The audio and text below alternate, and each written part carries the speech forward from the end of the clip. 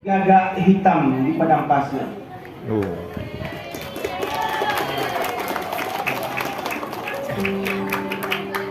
Burung-burung gagak hitam yang putus asa terhempas jua oleh panah-panah yang melesat bagai petir.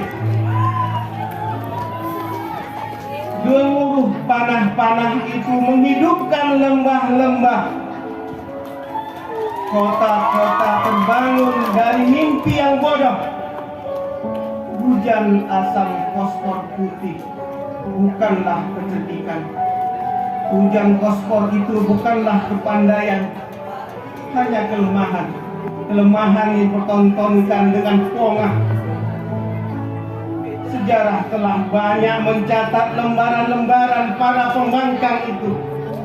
Mereka bahkan percaya dapat bergulat dengan Tuhan.